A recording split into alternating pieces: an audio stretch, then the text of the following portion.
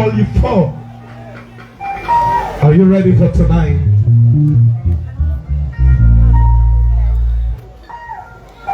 Ladies and gentlemen, tonight is all about music.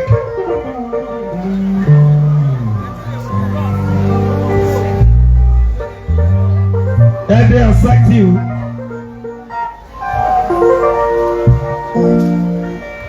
Ladies and gentlemen, and 20 brothers, I see you. You're welcome.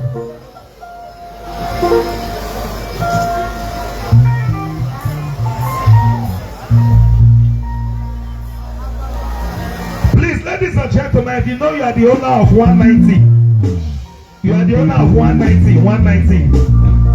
They say only your motor just starts, they don't know starter. 190, they say it just starts, they don't know starter. If I say your uncle use spec key, got a starter. Daddy Shana will not be you now, I beg. Daddy say naive. I mean now your security use. Ladies and gentlemen, are you ready? Please, so you are the owner of 190, go and park where. They say your motor they move. Before you come tell us, say they don't think the steering. Ladies and gentlemen, tonight I'm your host, MC Worry Boy. Funny fine boy on the mic tonight. Ladies and gentlemen, it's a sign of myself with tonight. Sharp Up Season 4. Are we ready for tonight?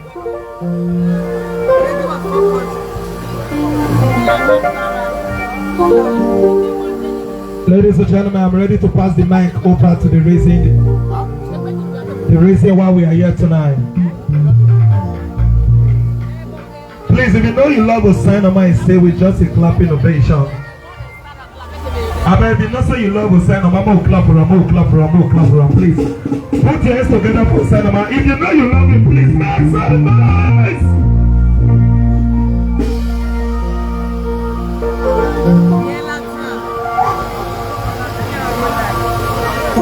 Ladies and gentlemen,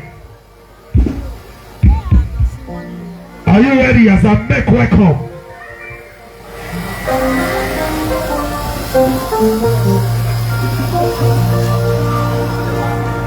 Yeah. Ladies and gentlemen, are you ready as I make welcome? Oh, say no man and say we, ladies and gentlemen, make some noise.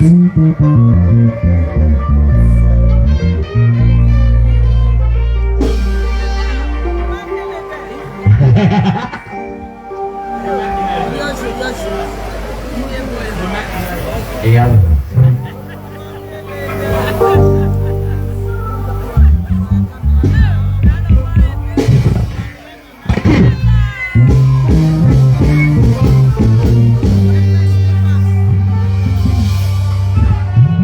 Il y a de nos hommes.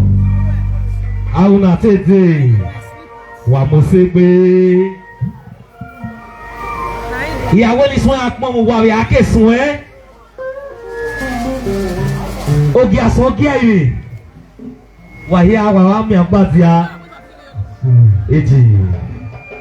My brother, my friend, by yourself talk Maki.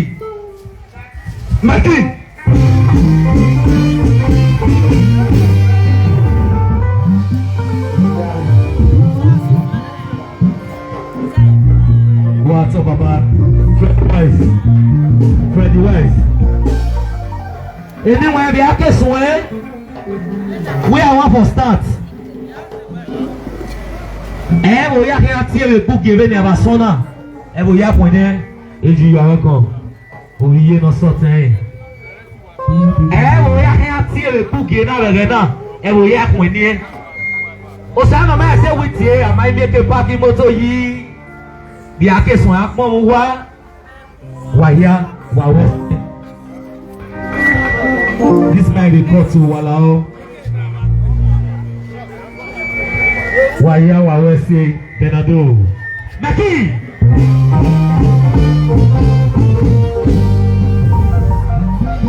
Baba, don't pay.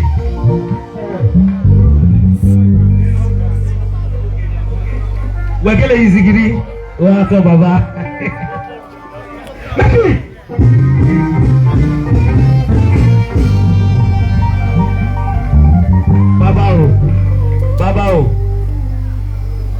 Network sort of success money. About it today, I do fair.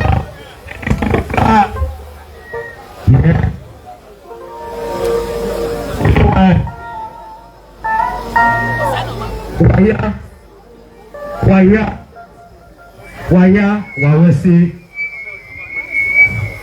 I beg, give me my lead mic.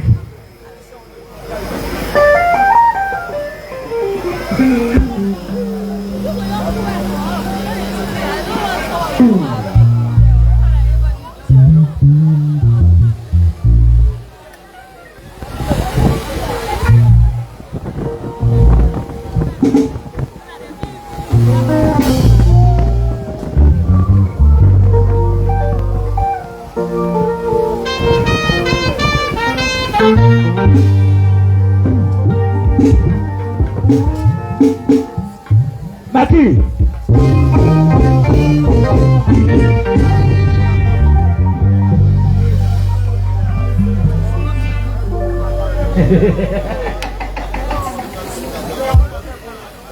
Anyway, I have joined this maximum. Never last on that. We see make it now. Ma we make quoi avant après quelques vassons, ni mi ya souhait. Anyway, no woman, wahia wa to wa pere ni katai. Wahia ni bu, wari ugie na vasona. Ukmeso o fun wahia ro wa. So ko pa no wa na yesetin la bien. Wa ki mari o ni hu. Oni hu ni kan so na, women dey to dey try. Erin no ko si wo wodo. Ọ̀pọ̀lọpọ̀ rundon ni ihu wahia wa po bo ni buwa. Maki.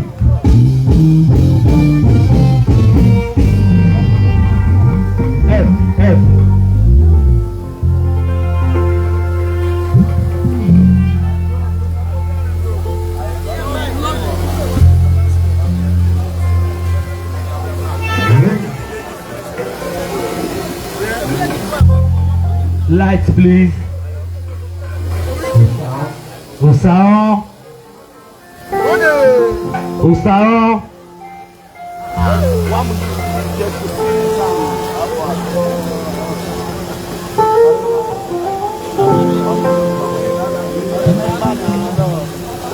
Sandoka ni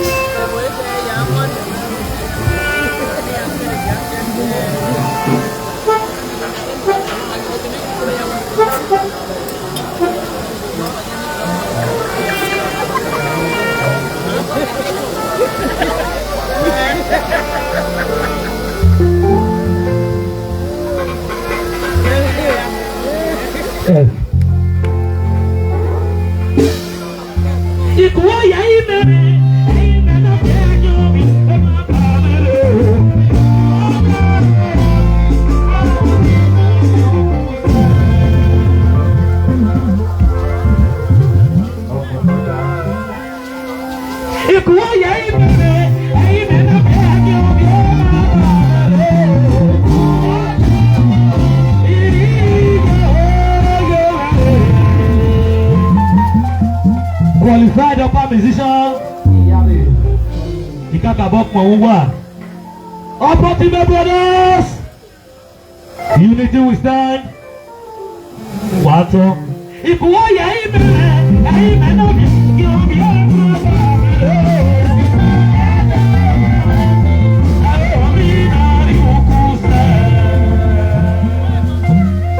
Parliament. Wato. Only. What peligro? You enter out. You are outside. If you are here,